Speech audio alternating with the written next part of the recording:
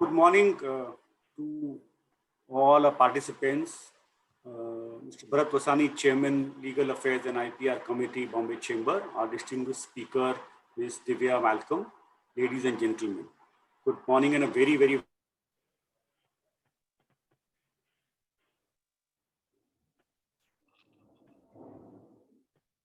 Sandeep, we can't hear you. There's some problem seems to be with your audio. real estate documentation. To address this important topic, we have with us Advocate Divya Malcolm, who has specialized in the real estate sector for more than 15 years. Her experience includes townships, residential, industrial, commercial, ITS projects. She has also worked on redevelopment of mill lands, slums, old and seized buildings, and cooperative housing societies. She was a partner at Kocher and Company and head real estate at its Mumbai office, and currently she has her own practice under the name Malcolm and Malcolm. I'm sure today's deliberation will benefit all of us. I request all of you to post your questions in the Q&A section, which will be taken up at the end of today's webinar. I would now request Mr. Vasani to share his valuable thoughts and set the theme for the webinar. Over to you, Bharat Bhai. Yeah. Thank you, Sandeep, for your generous introduction and welcome to Divya. Divya is not the first timer in Bombay Chambers. She has come in the past and kind of impressed us, all of us, with her depth of her knowledge in the real estate space. So today's topic is particularly relevant and topical in the sense that the real estate, the stakes are always very high. And the title due diligence, which is the most difficult and challenging part of the work which a real estate lawyer does. And according to me, I judge the competence of a lawyer by the quality of the title report which the attorney on the real estate side provides. So what Divya and I have discussed this entire webinar concept, and what Divya is planning to do is to take this entire, there are two sections to this webinar. One is the title due diligence, which is the first part, where she will kind of deal with what are the steps involved in title investigation and importance of each step. She will also discuss the red flags issues. She will also kind of deal with the interpretation of revenue records and also deal with interpretation of title documents, plans, and present permissions. And she will share some of the landmark judgments which are relevant for that. She is willing to take the questions pertaining to title investigation immediately thereafter, or even during the presentation. If you feel that you have a burning question, please put it in the Q&A box, and we will somehow ensure that her attention is drawn to your question. Then second part, after the first 45 minutes of the presentation are over and she will deal with your Q&A, we will deal with the lease arrangements, which are rental arrangements on legal license agreement or commercial premises. And there also she is going to kind of deal with non-negotiable clauses for the lessor, for the occupier, special discussions on liquidated damages clause, and special discussion on enforcement and dispute resolution clause. So it's a very comprehensive kind of coverage which we would never get at one go. And here also she will share some of the landmark judgments which are relevant for the topics of real estate leases. Devi, I suppose we will cover both the residential and commercial leases for real estate. Yeah. Sure. Okay, fine. So I think this is the broad campus of what she is going to cover today. And feel free to ask her any questions. I don't think we could have got a better person than Divya to deal with these two complicated topics. And really, I appreciate the way methodically she deals with each of the topics and the way she handles it. So Divya, over to you, and wish you, may I suggest that we stick to the time limit of 45 minutes for each topic, so that both the topics are adequately covered. Okay. And we'll take, I think, Siddharth, I would recommend that you just keep an eye on the Q&A box so that we can pass it on to Divya. Okay. Sure. Thank you. Yes, I would like to begin by thanking Mr. Khosla, by thanking Mr. Vasani for this wonderful introduction, and the Bombay Chamber of Commerce and Industry, the entire team, without whom this webinar would not have been possible. I would request everybody not to pay too much attention to the PowerPoint presentation. I which I'm sure Mahadev will put up in a short time. When I first came across the land titling bill, the land titling bill talks about state guaranteed title. And I said to myself, oh my God, if this bill becomes a reality, then I'll be out of business. I'll have to think of some other profession.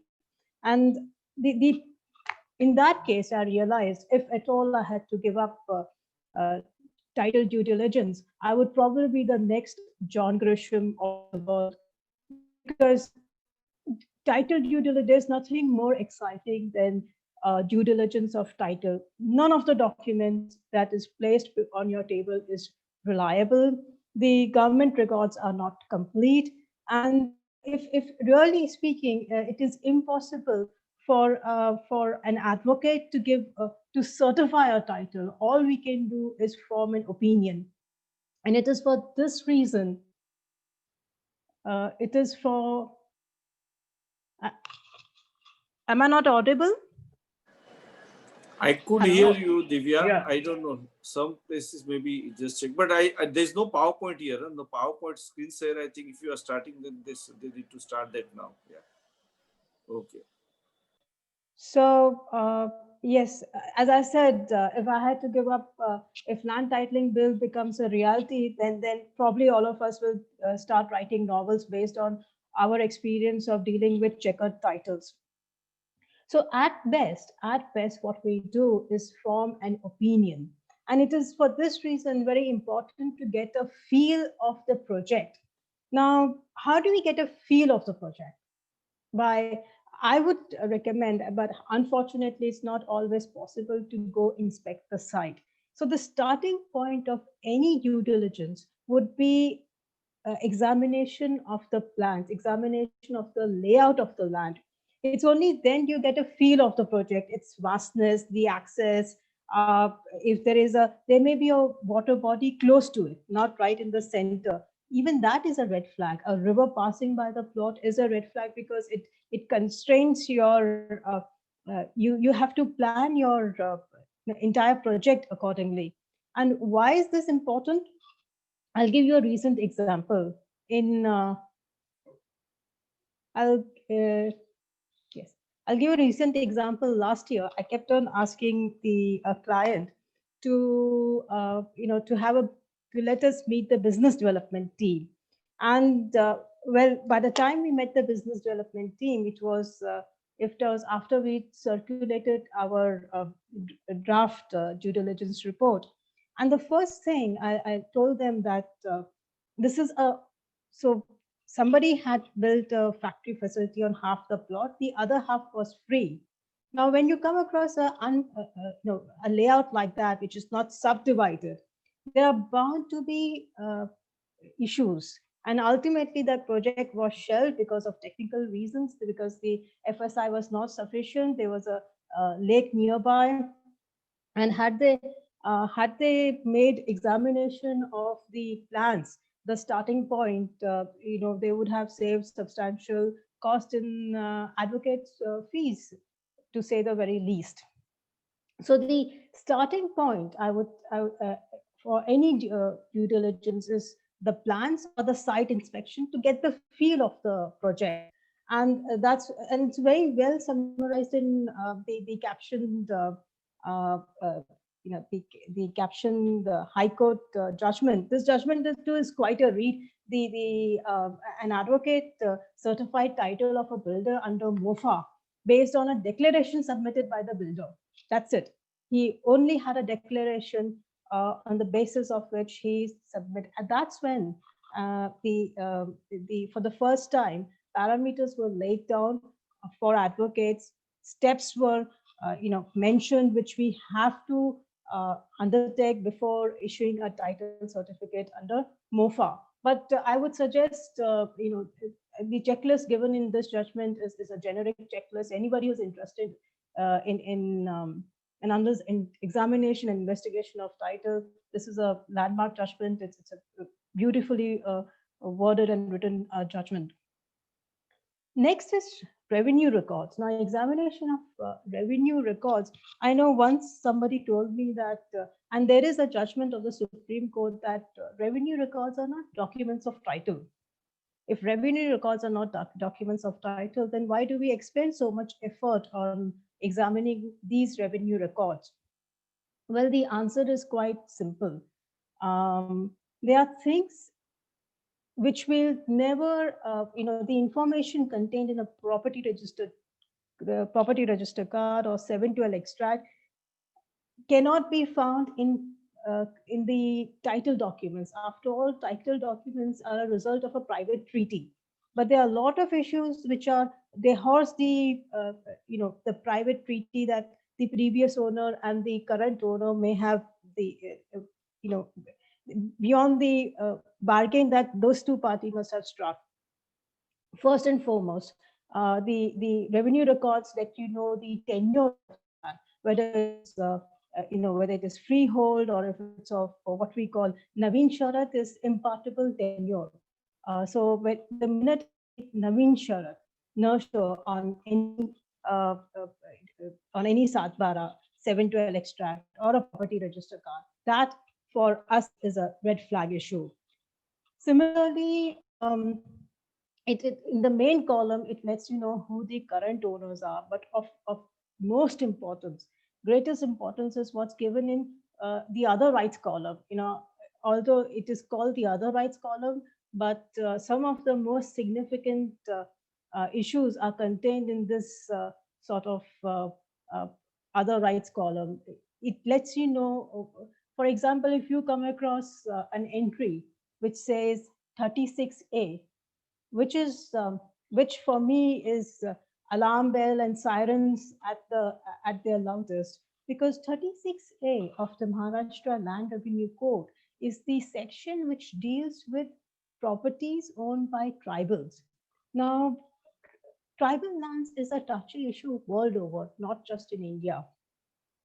What does 36A signify? It means uh, you can't you have to get a permission from the collector, plus you have to get and the collector cannot just examine the documents and give a permission. He has to make an inquiry. If a tribal within the village or within 10 kilometers of the village willing to purchase that particular land, then the land goes to the any other tribal willing to match the purchase price. Even then, the recommendation, the state government has to recommend, a recommendation has to be obtained from the state government. Then the collector has to make this particular inquiry, and only then can permission for sale of tribal lands be granted. And that is just half the story. Should there be any infirmity in the permissions, then the period for limitation under the Act stipulated in the Maharashtra Land Revenue Code for challenging such a transaction is 30 years. Earlier, it was 30 years from the date of possession. Now they have, as of today, it is 30 years from, I think, 2004. And rest assured, by the time we near the expiry date, probably the period for challenge will be extended. This is based on our past experience. So, and how do we get, from where do we get this information? Whether a land is a forest land, whether a land is, is of, now there is another popular, especially when you deal with agricultural lands, issue is that of Battisgarh. So what is Battisgarh? In the 1950s and 60s, there were a lot of land reforms, which were, which the government had undertaken. And under these land reforms, the tiller, the farmers were made owners of the plot that they were farming. That's how the tillers got to be the owners of the property. And a certificate, there was a procedure stipulated, a certificate under section 32M given to these farmers was held to be the final and conclusive proof of their ownership. However, the lands which were so granted to the farmers were held by them on, as I said, a new and impartible tenure. That means for every sale, they would have to go back to the collector, get the collector's permission, and only proceed. Only then could they sell this property to uh, whether to an agriculturist or a non-agriculturist. Of course, sweeping changes have been made under the Maharashtra Tenancy and Agricultural Lands Act between 2014 and 2016. And on account of these changes, a lot of restrictive sort of restrictions have been relaxed. But we need to be wary. When a lot of corporates undertook very ambitious projects of SEZs, they turned a Nelson's eye to this requirement of Section 43. Ultimately, what happened is, finally, just in 2018, most of these laws were amended to regularize these kind of acquisitions. But again, the process given for regularization was not was an expensive. It continues to be expensive. 50% of the annual statement of rates. So there's an annual ASR that is that is periodically announced by the government. 50%, which is not far from the actual land rate. 50% of that has to be given to the government, paid to the collector in order to regularize the non-compliances. So I would as far as agricultural lands are concerned, and as far as agricultural property is concerned, it is to live with non-compliance is just not worth it. It's because it's not question of payment of penalty. The state has the power to the land automatically sometimes vests in the state government in case of a non-compliance. So and of course, if there's a corporate which is looking, if there's a corporate which is looking at buying non-agricultural property, and again 63(1)(a), there was a time when the concession. So what does 63 say? That 63 says that a non-agriculturist cannot acquire agricultural property, and a non-agriculturist is a person, anybody other than a natural person, other than a shetkari, is a non-agriculturist. So when we decided to liberalize our economy, at that time, an exemption was made in favor of industrialists and for bona fide industrial use. After that, we had to wait until 2004 and until 2014, and more recently till 2016 for this law to be relaxed.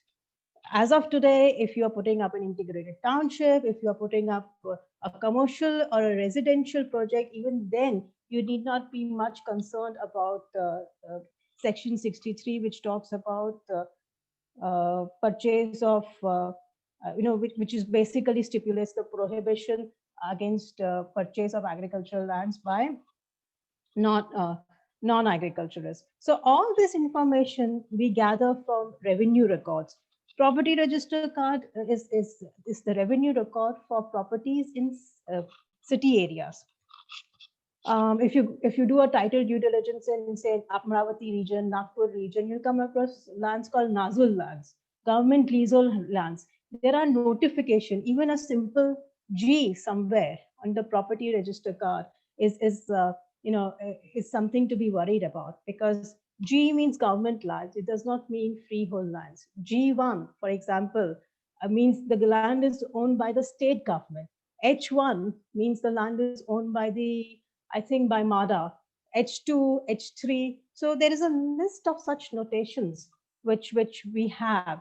And it takes me around sometimes 10 to 15 minutes to examine a property register card, or a 712 extract, which is it's just a A4 size paper. So therefore, even if there are judgments which says that, oh well, revenue records are not title documents, that does not mean we don't we don't scrutinize them, because a lot of information that a lot of vital information is reflected in these documents. Because of paucity of time, I won't talk much about revenue records, although it is one of my favorite topics. Now, review of documents of title. Of course, if you're doing a title due diligence, it's very important that you look at the documents. But what is it we look at when we start reading the documents of title? Of course, the recital helps us. The recitals helps us connect the dots and trace the ownership by the thumb rule is 30 years. And why do we go as far back as 30 years? Well, the logic is quite simple. The maximum period of limitation under the Limitation Act is 12 years. To that, you add the minority of a person, 18 years, because we assume that in the 12th year, a minor was born. So you have 30 years. And it is for this reason we go as far back as 30 years in any title due diligence transaction. Now, as far as leases or conveyances are concerned, or that for that matter, even a development agreement, the right from the word go, we have to be attentive. If, for example, the owner was a public trust, then you look up the you raise a requisition Commission of the Charity Commission under 36 of the Bombay Public Trust Act. Similarly, if the owner was a private trust. Now, again, we have to be mindful of the Limitation Act. We have the Limitation Act, so we feel very comfortable. But remember, what does Section 10 say? Section 10 says that if there is a relationship of a trust, then Limitation Act is not applicable. So if you're doing a title due diligence of, say, private trust, we ask for the constitution documents of the private trust, whether the parties had obtained a court order for the transfer, so on and so forth. Similarly, if it was originally owned by HUF, what we look for is whether there is a statement in the document which says that the sale was for necessity, for a legal necessity, and whether so these are typical clauses that each conveyance where where the sale is by an HUF, which each conveyance should have these statements, or otherwise the sale can be challenged. Again, development agreement. What is development agreement? I came across a very interesting instance where a gentleman promised an entire floor to my client. I looked at the development agreement and I told the client that I don't think there is such, he's entitled to build such floor. And what is really promising you is, is nothing but air. We went to his office. We asked him to explain to us his plans. And there, of course, thanks to this Francis Wellman's The Art of Cross-Examination, we got the truth out of him.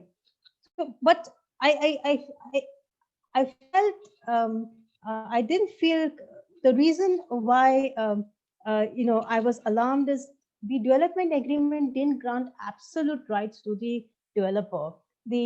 So in this particular instance, a cooperative society had granted development rights to the developer, and it had capped the FSI that the developer could exhaust. And in my opinion, looking at the date of the development agreement, and there were other, as I said, it is very important for we rely a lot on the feel and the touch of the project. And it is for this reason I was convinced, even though the developer had not conveyed the property to the society, the bargain struck in the development agreement had been exhausted. And in all probability, he was sparring with the society. So next we go on to a review of plans, approvals, plans, and sanctions. This is very important, especially for retail clients or clients who are looking at opening their corporate offices, or retailers looking at opening their showrooms and shops. Why? If you're a developer, you have a different approach to. We have a different approach to due diligence of title. To acquiring, say, 30 acres, 40 acres, then the approach is slightly different from that of somebody who's just acquiring constructed premises. When you're looking at constructed premises, now Ganesh had shared a questionnaire with me, and he had asked, somebody has asked me to specifically talk on slum projects.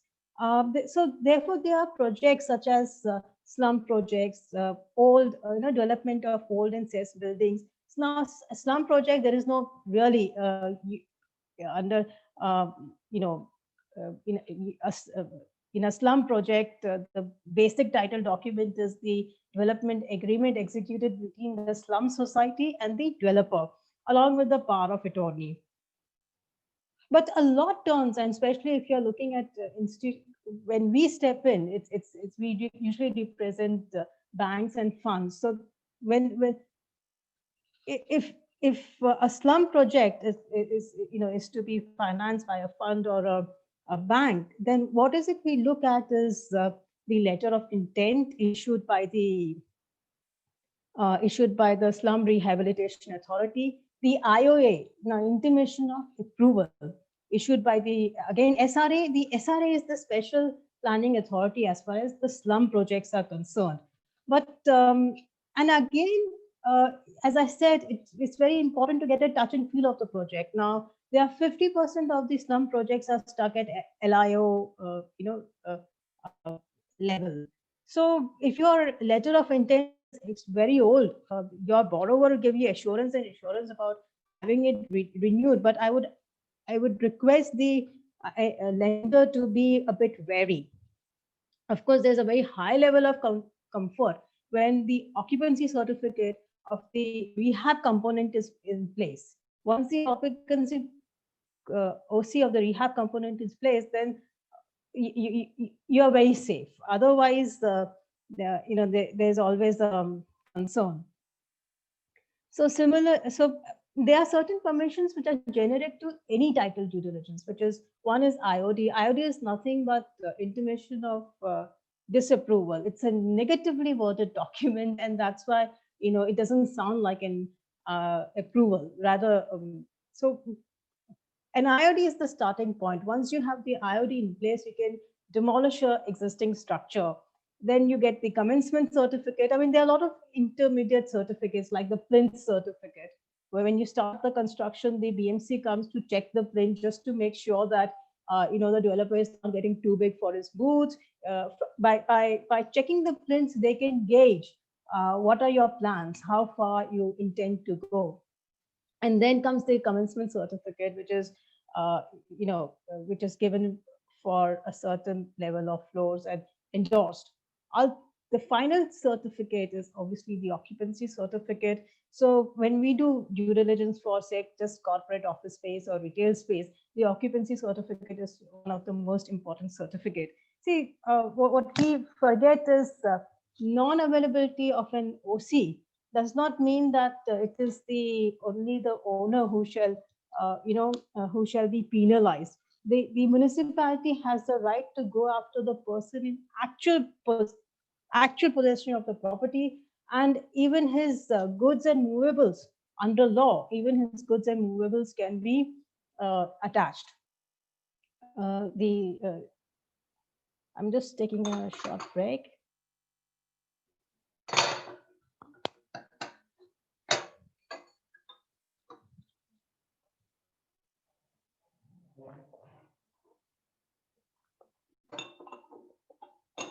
Of course, recently I had a very interesting matter in which the the client came to me, the structure had nothing, no IOD, no CC, nothing, because it relies on a circular of the BMC regarding datum line. So in the 1990s, the BMC decided to regularize all commercial structures existing prior to 1965 and residential structures existing prior to 1962. And these structures are called protected structures, tolerated structures. Again, as I said, it's important to get, so my client, I explained to my client, which is a multinational, that when you call something a tolerated structure and in a protected structure, it means at best, the occupant or the owner can carry out repairs, tenantable repairs, so that the structure does not become dangerous in nature. But that does not mean that you can start operating showrooms out of such structures and change the user of the structure. And sure enough, I came across a judgment of Raghuvanshi Mills. Raghuvanshi Mills, it's next to Palladium. So you know what, the space that when the mill was working, that was used for as WCs or canteen for the workers, or just some sort of a washing area, has been today converted into restaurants. And in that particular judgment, beautiful judgment passed by Justice Shalini Joshi, the order of demolition was held to be valid, and I could not have agreed with her leadership more when she said that when these structures were approved, even if they were, in this particular case, the plans and approvals were in place. There were plans, some of these structures were approved in 1977. Surely at that time, they didn't expect these places to be used as showrooms and restaurants, and just for this reason, she upheld the demolition notice of the Bombay Municipal Corporation.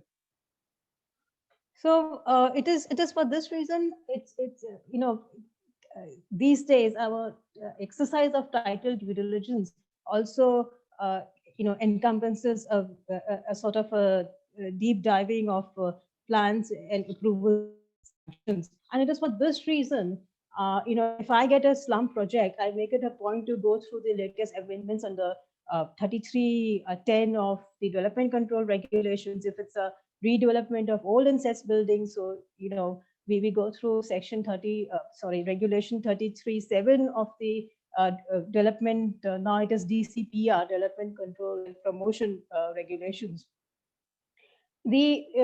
Sometimes these regulation itself, form a part of our checklist. And of course, going on to the next point is that of review of outgoings. Property taxes, again, non-areas of property taxes is a charge on these, the first charge on property. And the government has the right to go after not only the owner, but also occupant for recovery of property taxes. Similarly, lease rent. Now, when we do properties in MIDC estate or properties developed by SIDCO, even if the lease rent is ₹1, we insist on having a copy of the latest rent receipt. The latest rent receipt does not because it tells us that the debt of ₹1 has been discharged, but because it's an indication that there's nothing wrong between the lessor and the lessee, that it's a happy marriage. And that is the real reason why we insist on seeing, say, the rent receipt, the latest rent receipt. Similarly, utility bills, if you're a corporate looking for corporate space, the minute you get into the property and realize that your what you call it, housekeeping team has to go pillar to post to get the electricity reinstated because the previous guy didn't pay the electricity bills, it's an effort. And it's a waste of time too, because without electricity, nothing can get started. And most importantly, electricity bill, telephone bills are also proof of possession. So you can, as I said, ideally, at least the business team should, and the business team does go to inspect the site, but if advocates are to certify a title and get a feel of the project, find out who is in actual possession, that's when utility bills play a very important role. Requisition on titles, as I said, uh, we can't possibly cover everything under the ecosystem. And I've got I've ended up with really a Pandora's box, uh, when every time I sort of raise requisitions on title. There are some requisitions on title which is a part of my standard checklist. I make it a point to ask in writing from the owner whether there is any litigation or not, because okay, we do online litigation searches. Unfortunately, the court records are not maintained. There's no index of court records. They are not maintained as per the say the survey number of the property, as per the as per the description of the property. They are maintained. All records are maintained. Even that of Versailles are maintained as per the name of the borrower or the owner. So it is likely that you may miss out on something. There may be an issue in some at ground level which you may not be aware of. There may be a NCLT proceeding against the owner. High Court is only for properties in Bombay. If the matter comes to High Court, it is at a very advanced level. There may be, so it is for this reason requisition play a very important role. And of course, when after the preliminary check of documents, if you want to connect the dots, then you can only do so by means of raising requisition on title. Next is inspection of original title documents.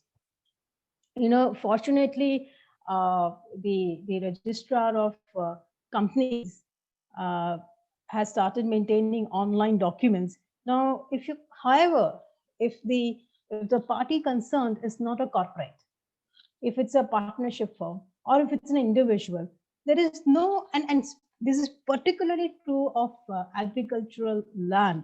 There is no way you can prove that somebody has not raised a mortgage on the basis of against this particular property.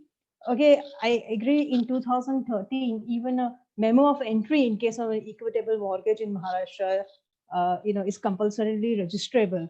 But still, then I remember when I was a part of integrated, I remember doing quite a few township projects in Pune region. I'll never forget what somebody had to tell me.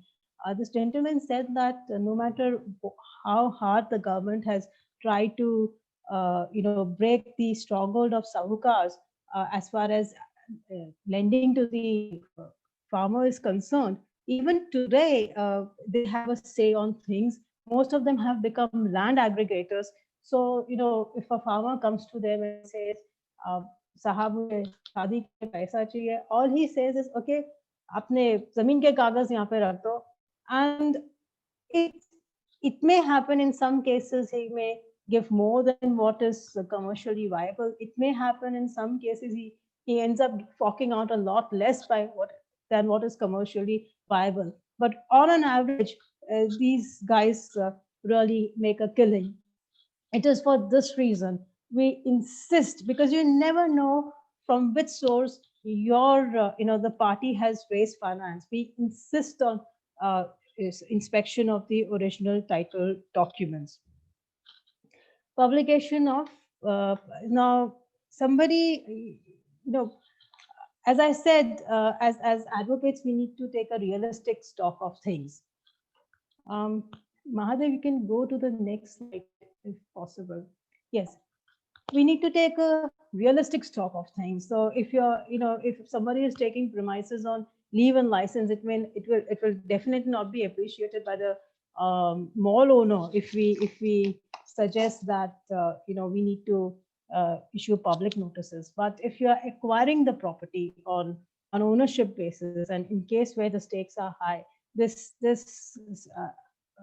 I would definitely recommend publication of public notices. It's a requirement which flows from the from the caption, this judgment, Ramnik Lal Kotak versus Varsha Builders. And really, when I was talking about, you know, uh, title due diligence being a very exciting field, my very first project, uh, beautiful property, stuck-up projects in the heart of Bangalore city, and we would have never thought. Everybody, we were, the owner was represented by one of the leading Bangalore law firms of those times. The brokers were, they were not. They were very. It was a very responsible brokerage firm. So we would have never thought that if we give a public notice, we will receive 80 objections, including a set of uh, you know uh, documents filed before the magistrate stating that the one of the owners was made to sign the MOU at gunpoint. So he has he had he had instituted criminal proceedings, plus he had instituted civil proceedings for cancellation of the MOU. This by far, it was my first due diligence, 80 objections, and nothing has come quite, of course, nothing has come close to that, but it explained to me the importance, helped me realize the importance of issue of public notices. Again, searches at the offices of sub-registrar assurances. All documents relating to immovable property are compulsorily registrable. Fortunately, in Maharashtra, as I said, since 2019, even a memorandum of entry for deposit of title deeds has been made compulsorily registrable. So you might miss out on some entry for housekeeping reasons, but many a times and that too in places like the Raigad region, I have come across fraudulent transactions. Clients have given up the projects. In Lonavala, projects in Lonavala had similar issues. In Pune, there are 20, 30 Havelis. So, the owner gets, unfortunately, right now the government is making an effort to link all the offices, because there was a trend when the owner would get a conveyance registered with one sub-registrar assurances and then go ahead and go to another one and do another conveyance. Now, of course, there is, there is better connectivity. The offices work in tandem, so I don't see these kind of frauds happening. But we have to be careful. I've already mentioned about searches on the Ministry of Corporate Affairs, and that's where sometimes when we do title due diligence of a private company, we have we feel safer because that if not the company, at least the lender will go have his charge registered. Litigation searches. I before the webinar, we were just having an informal discussion, and about corporates being allowed to act as banks. And Mr. Vasani made a very important point that, we firstly, the borrowers then will be the lenders. And secondly, I don't see any corporates which are, which are flushed with funds any longer. And same here, every time, there was a time I would not care much for litigation searches and just give a disclaimer and feel quite comfortable about it. But these days, I make it a point to go to the website of NCLT, and sure enough, many times I have come across insolvency petitions against the owner. Then of course you can always go on the website of the Bombay High Court, and as I said, a lot of searches and the procedures depend on touch and feel. If you feel, in case of for example, cess building, it is quite advisable to go on the small causes court website. Similarly, in case of if you are doing, say, a slum project, then it won't be possible to sort of do a search of any litigation with the high-powered committee, but make that a part of your requisitions at least. And when people see, a requisition coming from an advocate, they know they are being put to notice. They know that if the response is not, if it's not an important response, then they are asking for trouble. So I would have loved to talk about some of my, especially the my first experience where I got 80 objections, but I think I've exhausted 45 minutes, and we can take Q&A. There is one question that we have. Do you want me to? I don't know if you have. Okay, I'll just say, can HUF execute a release deed for its share in a jointly owned property?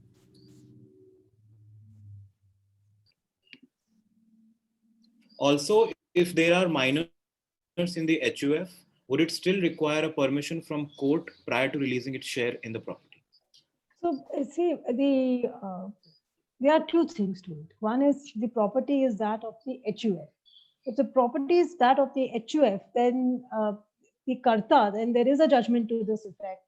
If you want, I can maybe after the next couple of days circulate the judgment to you. The karta has the right to execute a deed of conveyance, which would again be a deed of release as far as HUF property is concerned. But the conditions that need to be met is the condition for sale is legal necessity. If there is no legal necessity, then you can't sell HUF property. Now, if there are minors in HUF, there will always be minors in HUF. Then, as I said, for legal necessity, the karta under certain circumstances can sell the property. We have to make sure that those circumstances are met. For minors, so supposing a property was owned by Mr. X, he died. This is a very common scenario, leaving behind him his wife and his children. In this case, you would require the permission of the court to, without the permission of the court, the mother cannot go ahead and sell the property of the children, even if she is the natural guardian and even if she has the custody of the children. So there is there are two things. In an HUF, the minors are a part of the HUF. But in the other example, the minors have a stake in the property. The mother is just holding the property for them in trust. Can we take? Yeah, thank you. Thank you for that, Divya. There is no other question. I would request all the attendees, if you have any questions, you may please put in the question and answer section. There is no other question for now. I'm so disappointed. I wonder whether everybody was listening into this webinar. Maybe if we get, I'll pause you when we get a question. Yeah, no, Divya, I think some people had a problem with the audio. That's what I heard. Some people have sent a message in the chat box that they had a difficulty in, but I could hear you very well. So I don't know where the problem is at the person Wi-Fi problem at which end. So I don't know. Because usually when I give these title sessions in person, I'm flooded by questions, and I'm really concerned not to have any questions show up in my Q&A. Divya, we have two more questions if you would like to take them. Oh, wow. Okay. Yeah, sure. So in continuation to the previous question about HUF and minors being in the HUF, the question is, so if it's for legal necessity, do we still need court's permission for minors' share? No.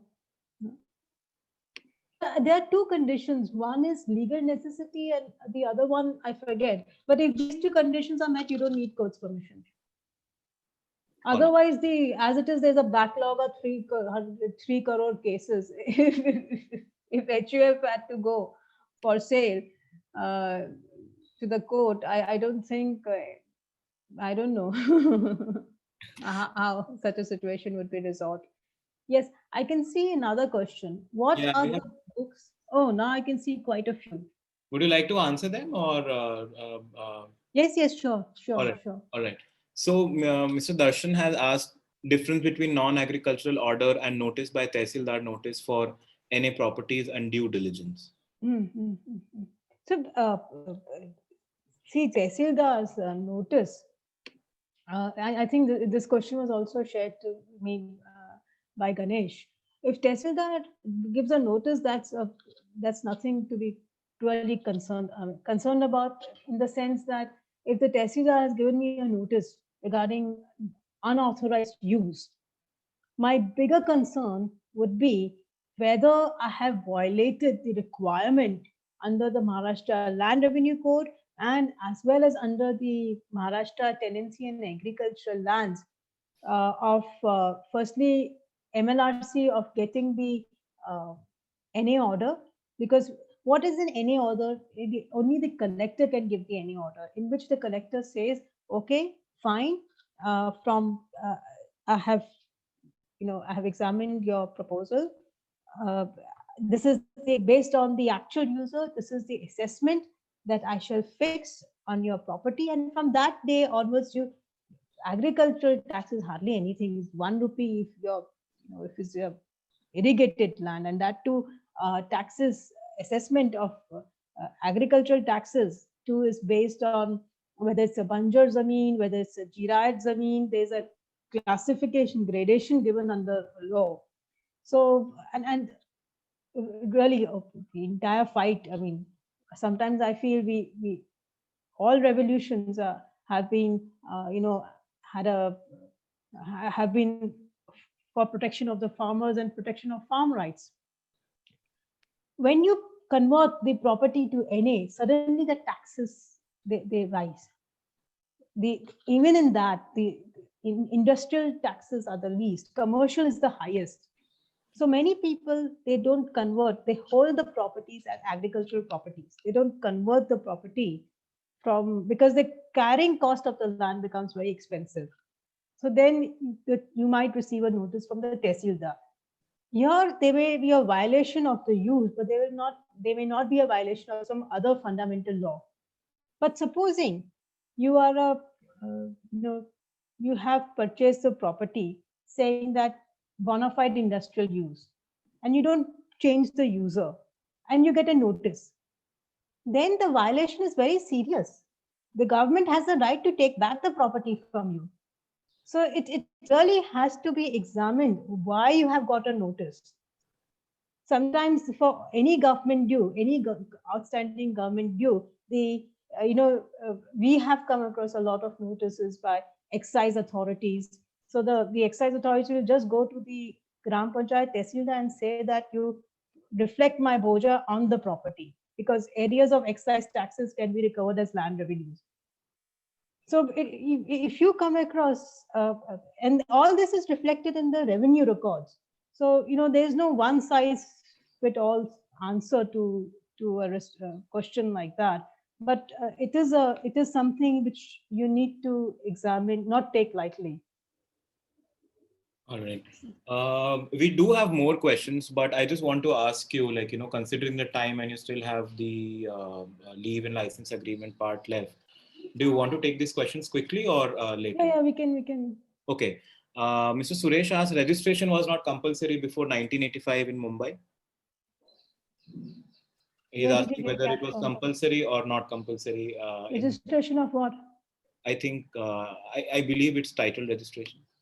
Oh, the Indian Registration Act is, I don't know, 1908, or it's the pre-British era act. I mean, I have come across documents going back to 1800s, which are stamped and registered with, if you do title due diligence of mill lands, you come across, and most of these mill lands in Lower Parel, they came up in the 1800s.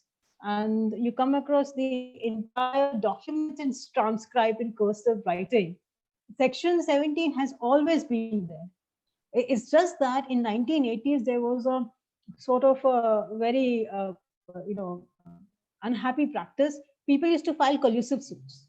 People used to file collusive suits and get a court decree and say, oh, I have got my title under a court decree. So they used to avoid paying property, both stamp duty.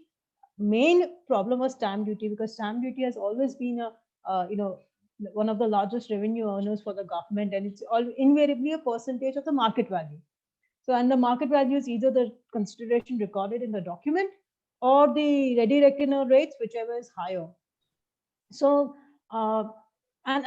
thereafter, so that's why at one time it was believed that amalgamation orders, so a lot of people would have coca companies, they would be only holding land banks and immovable property. And at that stage, it was felt that an amalgamation order, does not really, it's not a conveyance, it's a court decree. There is no need to stamp it. There's no need to register it. And that's what, so as I said, it's a Registration Act in 1908. Section 17 has always said that all documents relating to immovable property are compulsorily registrable. Finally, the definition of conveyance came to be amended in the Stamp Act to say that even if, although the amendment was not necessary, even a court decree needs to be stamped like a conveyance. And, there's a registration bill right now pending at the parliament, which in fact sort of clarifies these sort of issues. I can see sorry. Yeah, we have a couple of more questions, but I think if you don't mind, I will like to pick and choose questions for now. This question is regarding tenancy pagadi property. If there are legal heirs who wish to release their ancestors' property rights to one of the sibling, does notarized affidavit NOC is sufficient enough and a foolproof legal way? Actually, pagadi properties, people tend to treat pagadi properties as ownership property, but pagadi is nothing but a protection, statutory protection. So it is, you can't deal with pagadi properties if you are the tenant as if it were freehold property. What does the Rent Act say? When the tenant dies, the tenancy devolves. If it's for, I'm assuming this to be residential because, and I'll take it up accordingly. When the tenant dies, the party, the relative staying with the tenant at the time of the tenant's death is entitled to the property. So what you can obviously take affidavits and create records, but what you need to be careful about is nobody else was staying with the tenant at the time of his death, or then just go about creating records that you are the only person in possession. Remember, pagadi property is just a protection under. If you are in Maharashtra, it's a protection under the Maharashtra Rent Control Act. If you are in Gujarat, it's a protection under the Gujarat Rent Control Act. You never know your so let's take an example where the grandfather dies. The brothers, there are two brothers. They get together. One of the brothers says, "Fine, I'm walking out. I'm moving out." But before the death of the grandfather, one of the brother who walked out, his child may be staying with the grandfather. Why should he give up something which he's entitled to under law? And sometimes between family bickering, the person who makes the person who stands to benefit is the landlord. So as I said, you'll just have to look at scrutinize this matter. It's a delicate issue. All right. Moving to next question. Question is by Sharul. Can a company buy an agricultural land in Maharashtra? Whether a company comes within the purview of non-agriculturist of Section 63 of BTAL? So there's a very nice judgment of, I think, Nagpur, Pranjalpur. There are 2-3 judgments. I've written an article on this point. I'd written an article long time back.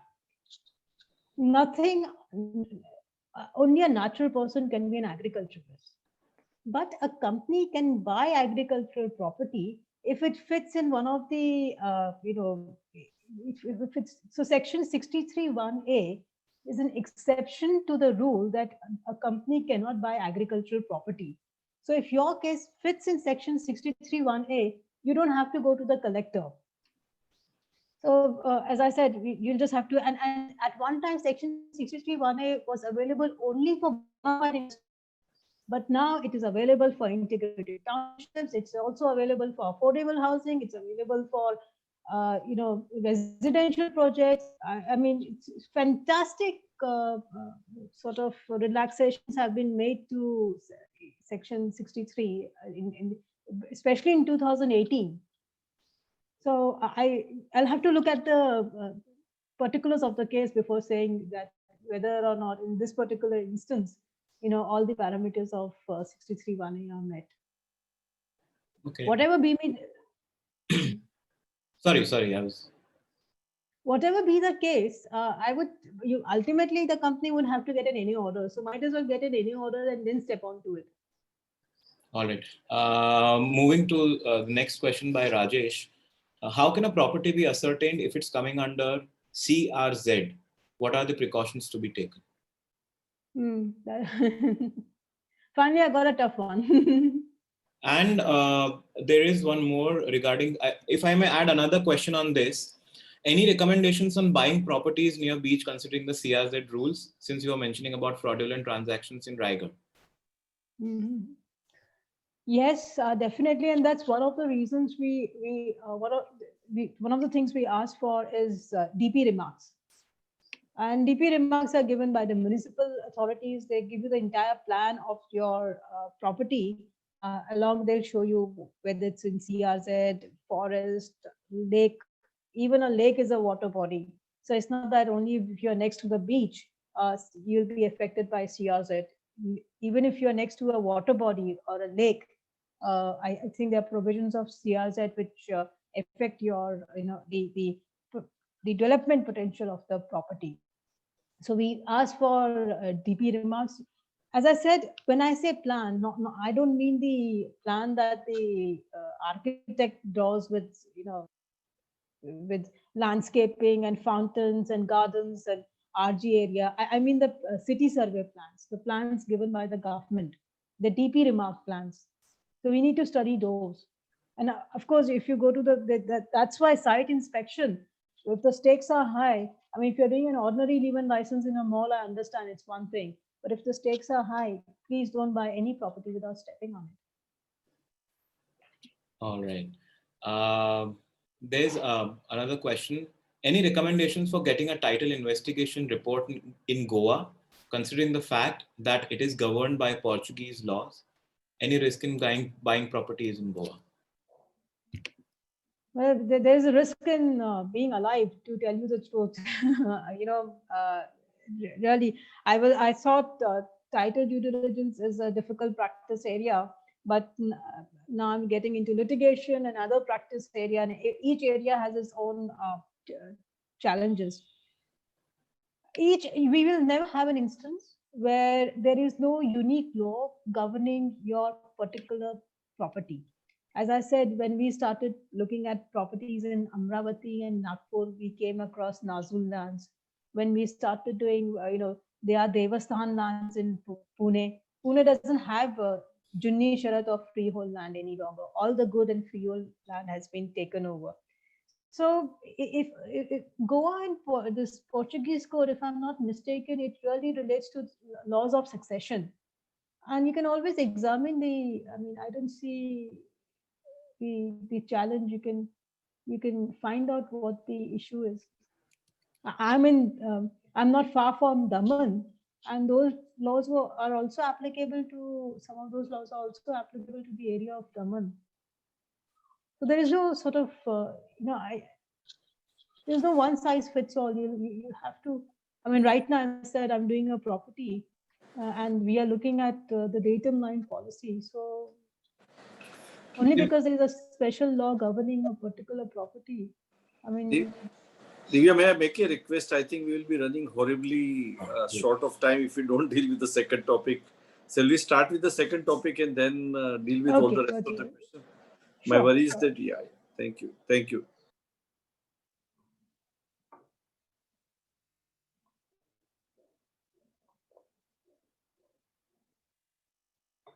So we can, maybe some of these property questions I can take up when I'm doing the presentation on yes. Mahadev can put on the second slide. Actually, originally I wanted to do something which, according to which most real estate lawyers call more challenging, like a development agreement, like a sort of a template RERA agreement. But when I was talking to the Bombay Chamber of Commerce, we decided on commercial leases, leave-in licenses, because it is something that affects everybody, whether you're a developer or not. You may be a private limited company. At some stage or the other, you would require immovable property for your business, for your branch office, for your corporate office. And it is for this reason we decided to talk on leave-in license and leases. And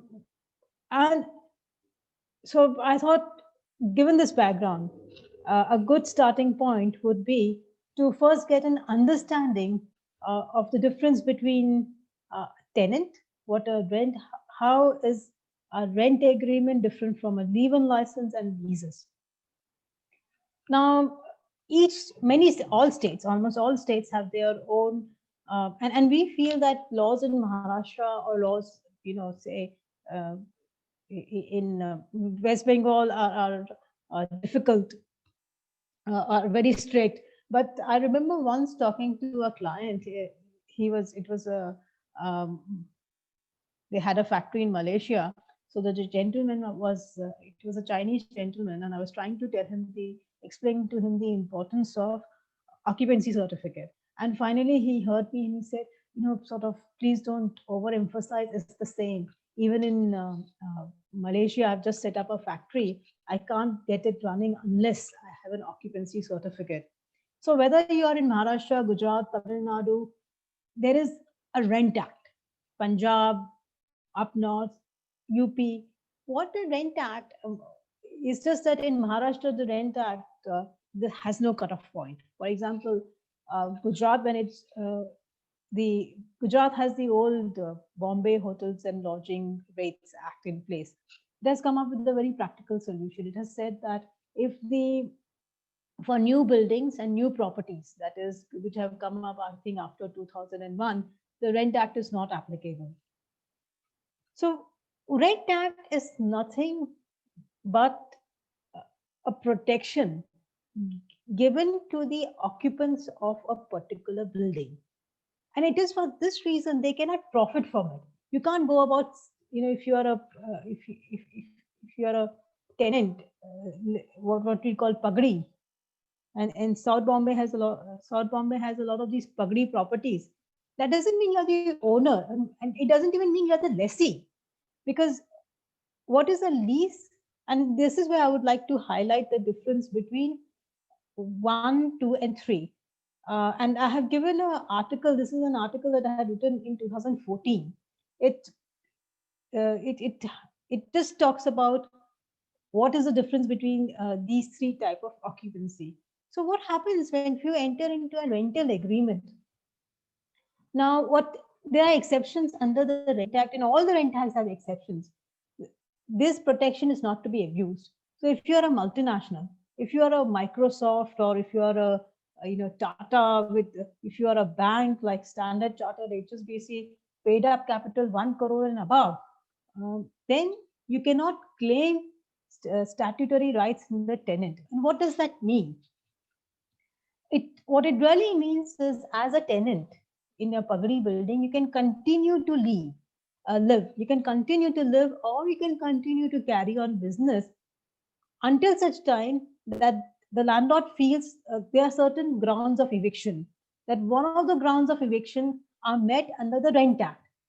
So you are basically living with a sword hanging over your head, because the landlord can sue you for bona fide requirement of the landlord, where the court will sit down and examine in whose favor the equities are greater. The landlord can sue you, of course, if you start profiting from the property. So you decide to let out half your property to somebody else. You can't do that because it's a statutory protection. That's an abuse of the protection given to you.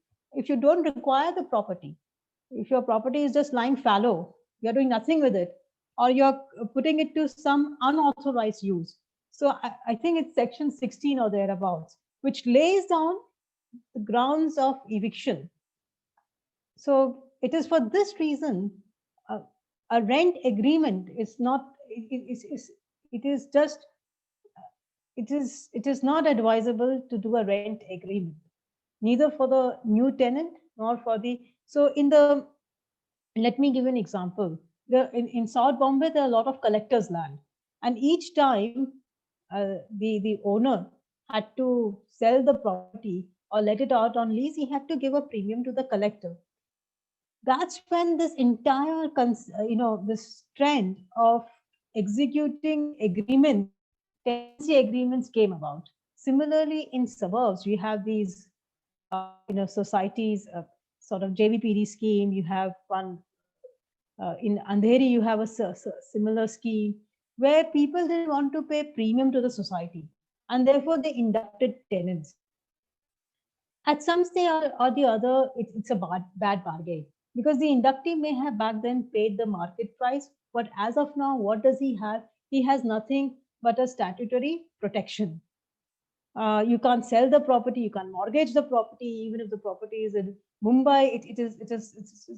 It's a bit of a, I would say, it is not as good as having a lease or a ownership property. Now, what is a lease for that matter? We look at ownership as a bundle of rights. The right to possess a property is an incident of ownership. So when an owner decides to give up his right to possess a property, and possession is 9 points out of 10 in law, that's when a lease comes into being. And it is, for this matter, a lease stands on an entirely different footing from a tenancy or a leave-in license. Therefore, a lessee, unless, of course, there are fetters in a document under law, so under, say, this section 108 of the Transfer of Property Act, 108B, it stipulates the obligation and the rights of a lessee. A lessee can mortgage his property, a lessee can assign the leasehold rights, he can create a sublease, he can do whatever he wants because the possession is exclusively his. A leave-in license, for that matter, is nothing but a permissive user. See, because the Rent Act, the Maharashtra Rent Act, is so stringent, people are not willing to firstly let out properties to individuals, because they're always scared that the individual occupant will get up and file a declaratory suit in the small causes court. So the trend of letting out the property on leave-in license basis has become popular in Maharashtra. Because what is a license? If you read a definition of license given in the Indian Easement Act, it's very convoluted, but it all comes down to one thing: you cannot. It's a permissive user and revocable at any time by the owner. So now, if it's a if you are on a licensee, again you cannot. Everything turns around the contract or the agreement that you have executed, because over there you will have therefore the if you look at all the bullet points, it deals with mainly with leave-in license agreement. Of course, in essence, what you are bargaining for is maybe the same as a lease, without having the legal backing. But commercially, often the terms of a leave-in license agreement are similar to that of a lease.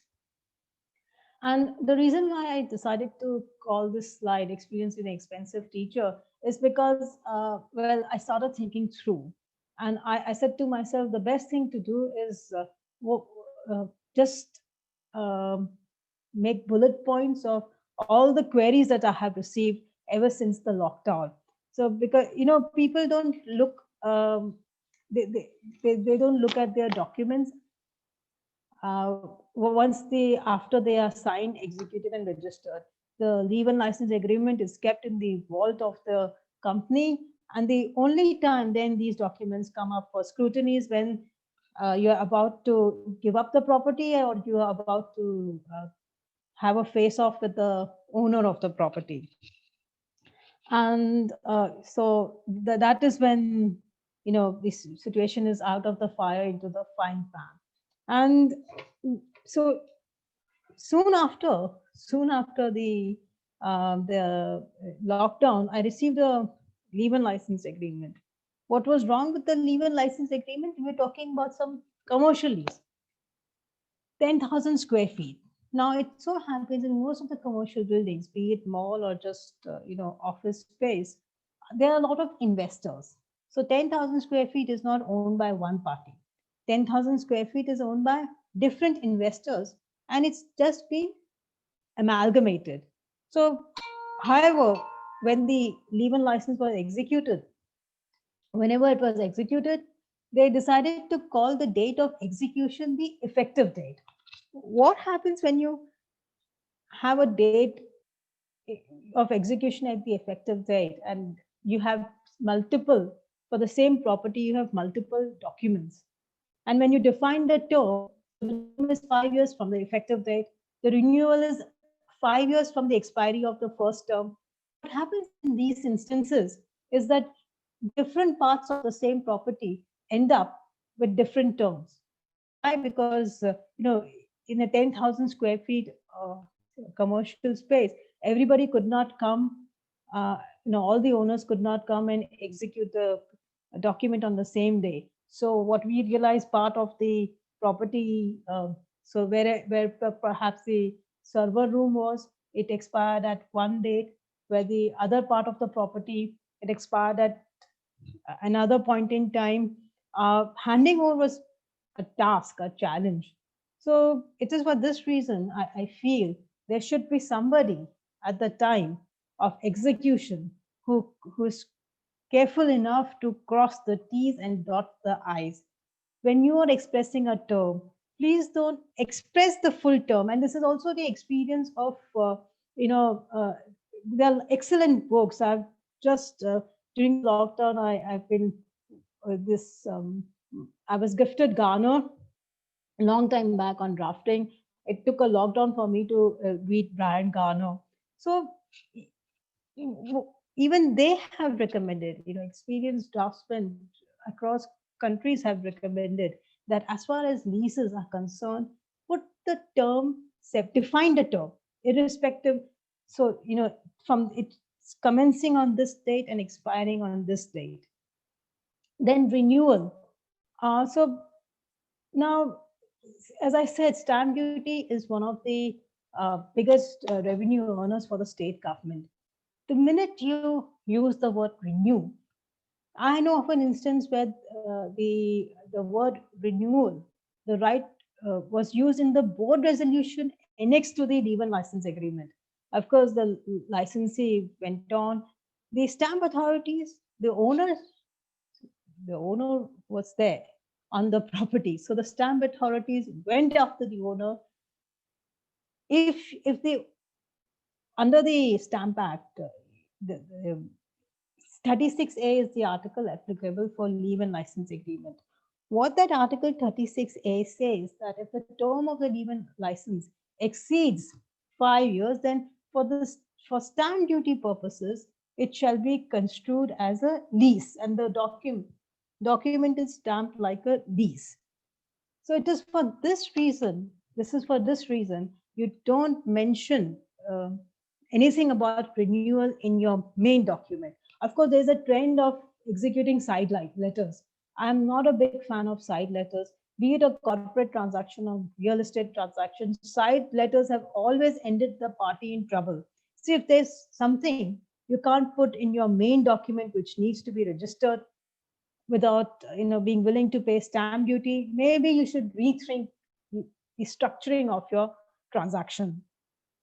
So, and the reason why I've highlighted, in the first bullet, title clause, as I said, it's very important that the owner, that the lessee knows who the lessee is, because when I started my career, there was no such thing as Messrs. X and Y, XYZ. if the occupant was a partnership, or if the document related to that of a partnership, we would mention the parties, the partners by name, because there is no such thing. Under law, partnership is not a distinct and so what do you call it? It doesn't have a life of its own. What happened in this one particular instance, therefore, the owner, when he signed when he filed the suit against the occupant, he realized that the party in actual occupation was claiming tenancy rights. It was very difficult for him to prove that the party in actual occupation was the one which he had entered into a leave and license agreement. Now, representations and warranties. Yes, so a lot of people have, in Bombay, especially in all cities, Bombay, Nagpur, wherever, we have a lot of ITES parks that have come up. Now, these ITES parks have been given, the FSI for building an ITES park. Normal FSI is around 1.33. But if you're doing an ITES, sometimes you can get an FSI of as much as 3. So therefore, the government is very careful that it is not misused. The FSI is given to encourage information technology industry. If you're an ITES unit, you can also, ITES parks do not pay commercial property taxes. They pay industrial property taxes. The vast difference between commercial property taxes and industrial property taxes. There are a lot of other types of SOPs given to them. But if the actual occupant is not an ITES company, then the landlord too can be hauled up. And as I said, it's a violation of not just the ITES policy, it's a violation of the Maharashtra of the, so there was a trend when landlords could not let out there were not that many ITES companies, especially if you go to Navi Mumbai and Vashi and thereabouts. When we decided to have ITES parks, Hyderabad had already come up, Bangalore had already come up. So there were departmental stores that were running out of these companies. There were closed stores that were running, operating out of these premises. So, and the government took the stand that this is a violation of the MRTP Act, the Maharashtra Regional and Town Planning Act, and they have the rights to carry out demolition, to issue stop work notices. So put a presentation, take a representation on warranty that you give a representation on warranty that this is the user of my property, and you have represented to me that you are of this particular use, and have it captured in the document. Similarly, by no change in constitution, what I really mean that the occupant should not be allowed to change its constitution. As I said that, if especially in a partnership, if new partners keep on coming in, and I have not, I don't see what the Rent Act says, section 55. It makes it incumbent on the owners of getting the document registered, any agreement to let. Leases are compulsory registered under section 17, but a leave-in license does not create any right. So any document which is to be registered, yes. So the Rent Act says that even a leave-in license agreement should be registered, and that is where the requirement of registration of a leave-in license agreement comes from. It comes from the Rent Act, not section 17 of the Registration Act. What is the consequence of non-registration? If the document is not registered, then the owner cannot resist the claim of the occupant that he is a statutory tenant. Now, some people feel very comfortable that I'll put a clause in my document that the occupant is paid up, has a paid up capital of 1 crore and above. That means he can never claim statutory protection. But what they forget to, and therefore this tenant can assign his rights to anybody else, including an affiliate or a subsidiary whose paid up capital is 1 crore and above. See, if you don't have a document trail and a registered document trail, because of this section, the Rent Act, tomorrow any occupant, supposing, can claim, say, tenancy rights, even assuming that your the the occupant is a company having a paid up capital of 1 crore and above. What is your recourse in law as the owner? You have to go to the small causes court, not even the competent authority, because you are a owner of a commercial property. You have to go to the small causes court, file a Rent Act eviction suit, where you have to prove that this particular company has a paid up capital of 1 crore and so on and so forth. You imagine your property in Mumbai locked up in a litigation like that, where the maximum mean profits that can be given to you is twice of what you have captured in the document. So if at all somebody has asked me about assignment, and that's how assignment clauses are abused. But if at all you have to, and sometimes in transactions, especially with corporates who take up large premises, we can't tell them that we are not going to give you a right of assignment at all. They need that comfort, especially in favor of their subsidiaries.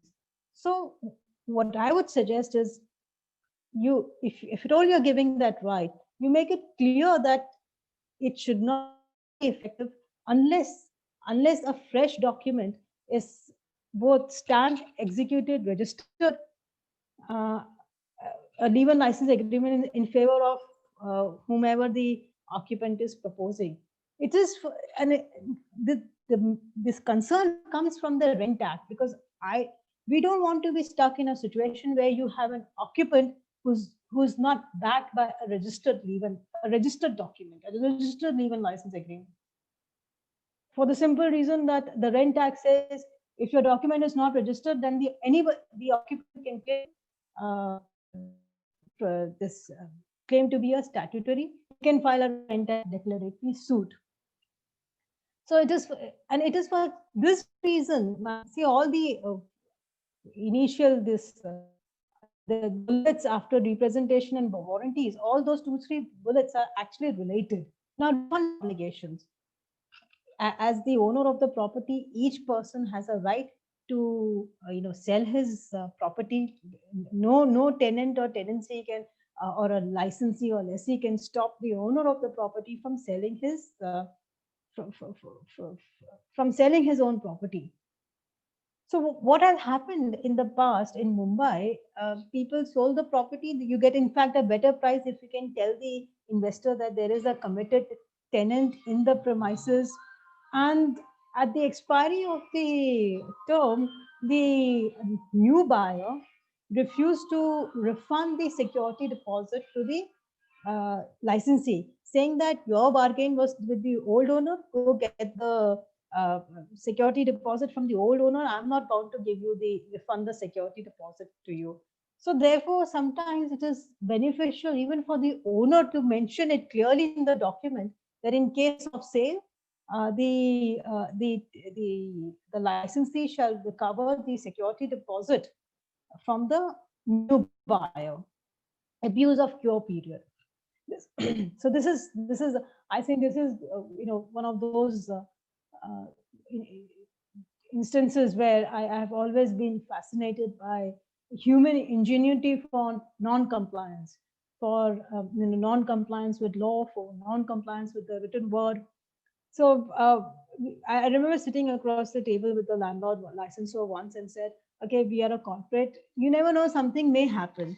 So you give me a cure period. You give me a cure period of at least 1 month or 15 days. You start with 1 month, hoping you get 15 days.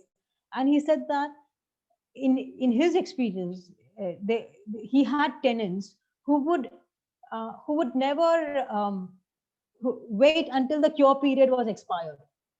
So in their cases, invariably, you would get the license fee 2 months after the license fee was actually due.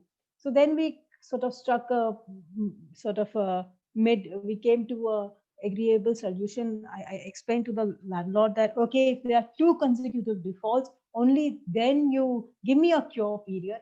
But if there are 2 consecutive defaults, only then you exercise your right of termination. But it made me wary. to the idea of that, yes, tenants do misuse the cure period mentioned in the leave and license agreement. Then mechanism for unbilled utility amounts. This is something, and this is one of the reasons why we make it a point to ask for outgoing bills. The previous tenant sometimes genuinely, what happens is the billing cycle of the utility company and the term of the leave and license agreement don't run parallel. They don't, these are not coterminous events. So in such situations, sometimes after the licensee has exited the property, you get the invoice. And it is for this reason we invariably have a clause in the leave and license agreement, be it a residential premise. All these, all that I've discussed so far is equally true of residential as well as commercial properties. So we retain a certain amount, which is usually based on the 3 months average of the already billed and paid utility bills. We retain that much amount from the security deposit to defray the uninvoiced expenses. Forfeiture of security deposit and liquidated damages. Mumbai, there was a time in Mumbai where the property rates had property market values and the rental values had skyrocketed. So at that stage, it was profitable for the licensee to stay put in the premises, because what the Maharashtra Rent Act says is that if a licensee refuses to vacate the premises at the end of his term, then he shall be bound to pay by way of liquidated damages twice the license fee. So it is for this reason, the minute you go to the small causes court, you get the order of a payment of twice the license fee without any hassle. But because of market dynamics in Mumbai, even twice the license fee was less than what the licensee would have to pay for the same property if he were to get into a fresh leave and license agreement. And that's how we made it a point that for any default, we'll have forfeiture of security deposit, which sometimes during negotiations is difficult to sail through. But liquidated damages is never just twice the amount of license fee negotiated in the document. It's twice the amount of license fee negotiated in the document, or the market rate, whichever is higher. So, and that brings on to my next point. So, people, especially as far as these collectors' lands are concerned, they split the license fee into license fees and amenities fees, which when the owner does that, I would like him to be very cautious, because as I said, there is no dispute resolution clause applicable to leave and license agreements or tenancy agreements. So when you split the license fee into license fee and amenities fee, if your amenities fee is higher, the court is not going to grant you. The court is going to grant you what you have written in the leave and license agreement. So even when you are doing this split, be a bit careful. And now we can go on to the next slide, which is occupants' experiences. So I personally am a big believer of finding a mid path, and if you see, a lot of these issues affect both the occupant and the owner. Refund of security deposit. Of course, I've already covered what happens when the ownership changes. Now, from the occupant's perspective, we always write a clause that now all these other things would be more focused on the occupant. We have a clause saying that fine, at the expiry of the term, if the landlord does not refund to me my security deposit, I shall have the right to hold on to the premises and continue living there. But for most people, it doesn't really help, because by that time you have already made arrangements to go elsewhere. So I mean, for you, it's a burden to hold on to the premises, because that's the only remedial action you have. It is for this reason security, we make it a point to have a default interest, to have some sort of monetary consequences attached to non-refund of security deposit, because nobody holds on to the premises only because the security deposit is stuck up. Holding on to the premises too is a, it really doesn't, it's not proved to be very effective. Of course, when you, as an occupant, if you are taking representations and warranties, has to be on title. You never know in what litigation your owner is stuck up, structure, occupancy certificate. Many owners, we get to hear this day in and day out. 36,000 buildings in Bombay don't have an OC, so please don't insist on an OC. Which, if you're a responsible corporate, that would definitely be a red flag for you, user. Now, and this is coming especially from IT-ITES parks. IT-ITES parks are the carving out for 20%. That 20% of the occupants in an IT-ITES park need not be IT-ITES units. They could be banks, financial institutions. Of course, the IT-ITES policy has been changing from time to time. There was a time when a lot of IT parks represented to others. So this 20% mean it can be given to anybody, which was a corruption of the, so it did, even though 20%, of the IT park, there was a certain leniency given, but opening up departmental stores was stretching it too far. So no matter, there may be special, so he might represent it to you, for example, that you are eligible to be there in the 20% component. And there are a lot of these special users, not just IT-ITES. I'm just giving an example because we come across it regularly. You let him, firstly, there is no such thing called statutory estoppel. You do your homework, you do your separate due diligence. Supposing you're a bank and you get into that 20%, you are not keeping a tab of 80-20 ratio. So you take a representation from the licensor in that case. Now, exceptions to the lock-in period. Lock-in period is quite, you're tied up.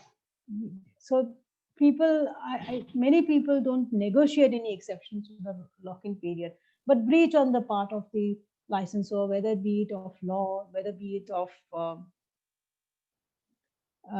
the document itself. The breach is always an exception to it's always invariably gives you a right to termination. So why not take it in a lock-in period? Then, if you're a diplomatic entity, world over, all the leases have a diplomatic break clause. So why not have a diplomatic break clause in your agreement if you are a foreign entity? Termination and exit, and I believe in having, unfortunately, I think everybody's attention spans gets exhausted by the time they come to the termination clause and the exit clause, and therefore 5 years later there's a lot of fight. See, you have to sit down with your technical fit out team to understand how expensive decommissioning is, how expensive demobilization is, and accordingly start negotiating on termination and exit. It may be very difficult. The landlord may insist you reinstate everything to the original condition, which just means bare walls and floor. So that may be an expense.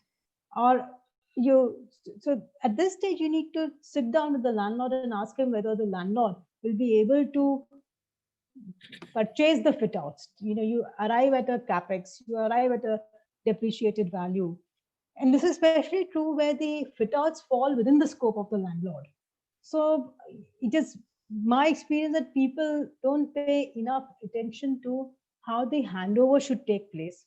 I had the experience of suddenly being called to somebody's office. We take permissions. See, 5 years is a long time. The licensee had changed the toilets, they changed the entire layout, everything. And obviously the licensor was a seasoned licensor. He knew these kind of things happen. So to the leave and license agreement, he had pasted photographs that this is what my property looked like. And to tell you the truth, what the property looked like after the occupant made the changes, it looked a lot better. But Now, at the last minute, reinstatement was not an option. The licensor refused to give the security deposit. So, saying that you even if I have given you the permission to do the interior work, you are bound to reinstate the property in its original condition before leaving. So, whatever may be the case, first you understand the sit with your technical team, understand how what the demobilization and decommissioning would be like, and then accordingly sit across, you sit along with the owner and come up with a nice, neat exit handover clause. Force measure. Of course, pandemic, everybody has been talking about the force measure. And, to say that, okay, fine, in the definition of the force measure, we'll include pandemic and we'll include the word with pandemic with XYZ riders. And we will say, fine, the monetary obligations will be waived and the affected obligations will be waived, is actually stating the obvious. Where I feel we are not paying enough attention is fit outs. See, sometimes fit outs are in the scope of the licensor, and what happens is when the fit outs are in the scope of the licensor, usually we put timelines, and this is especially true of factory and commercial leases. We start putting timelines. If there's an inordinate delay, the non-defaulting party has a right to terminate the lease, and otherwise, for say delay up to 3 months, we calculate liquidated damages. These liquidated damages are usually typically in the nature of extension of the rent-free period. For each day of delay, we take say 2 days of rent-free period. Similarly, if the fit out is in the scope of the licensee, you miss out, and there is a force measure, and we are not able to carry out the work, you miss out on the rent-free period. So now that you'll be negotiating the force measure, I try and link it not just to the document in general, but specifically to the fit-out period. What if the force measure occurs during the fit-out period? How will you overcome that? To what extent will you, sort of prolong the this rent-free period? To what extent will you, prolong the keep in at abeyance the liquidated damages? So. Divya, if I may just interrupt, I'm extremely sorry. I just wanted to remind you of the time. Yes. Yeah, I'm about to. So for liquidated damages, I have. Can you just tell her that? I'll call her later. Yeah. That is as far as liquidated, force measure is concerned. Now, the reason why I keep on stressing on liquidated damages and penalties, because this is one of the commonest mistakes that I have come across.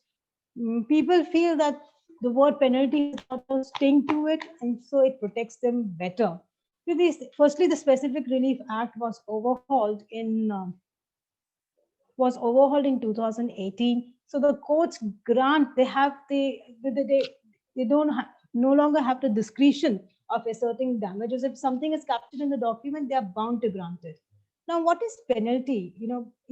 For this, we need to read section 73 and 74 of the Contract Act together.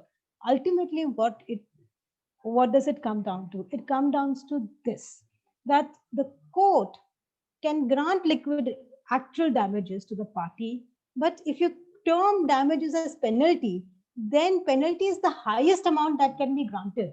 So the court will then have to start examining. If you call if you use the word penalty, the court will have to examine what is the damage done. And it is there for this reason, penalty does not give you a better doesn't strengthen your arms, anymore. Dispute resolution. Now, so we had during the pandemic all this discussion about, what are the rights of the licensor, what are the rights of the licensee. And I finally told somebody that, see, it's all ultimately it come down to eviction. Ultimately, it will come down to handing over of the property, whatever the, any sparring of this type. And for in these instances, arbitration clause is not applicable. The small causes court, as far as the commercial leases and the competent authority as far as residential leases are concerned, are the correct courts of jurisdiction. This is because the Small Causes Act and the Maharashtra Rent Act are welfare legislation. The rationale is beautifully explained in this 2000 judgment of the Bombay High Court, which in turn relies, on a 1981 judgment of the Supreme Court. But there are other issues with respect to which an arbitration clause is tenable. So if the parties are sparring about, see, there's a lot of leakage, and it happens if you take 5,000 or 10,000 square feet, especially with the intention of carrying out a business, serviced office space from this 10,000 square feet. 25% you may not be able to use because of some structural defect and leakages. So in this case, the fight is really not about eviction, not about recovery of license fee. The fight is really about damages, for which an arbitrable tribunal can be set up, which can be agitated before an arbitral tribunal. But because I've come across a lot of legal license agreements, which where you just have a generic arbitration clause, I thought it's best for me to include it in this slide. Yes, what's the time? I can now take up Q&A if that's possible.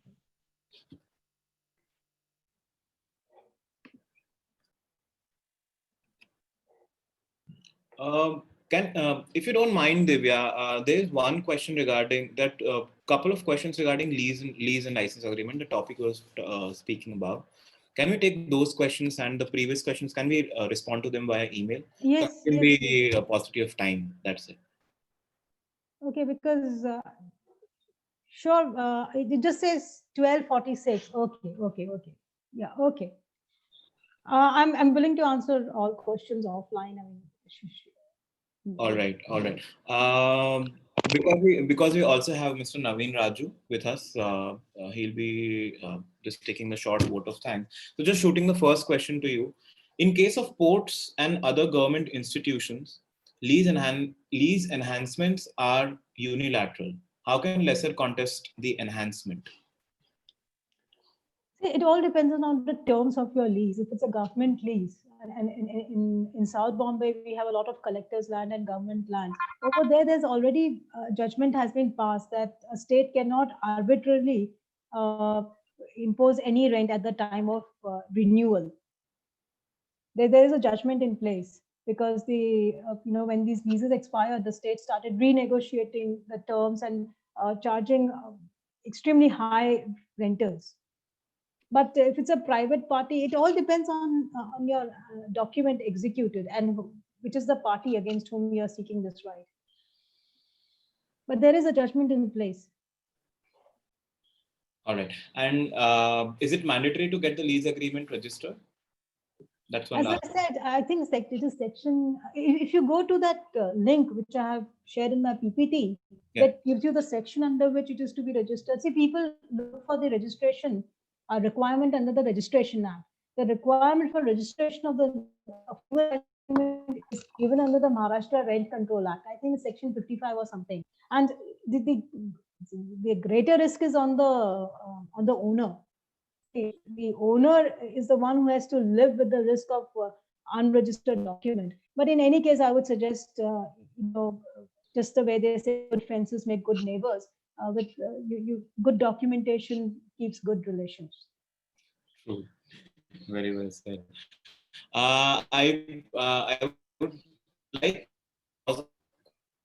Q&A here, and I would just like to welcome Mr. Naveen Raju. He's also our co-chair of the legal committee. Mr.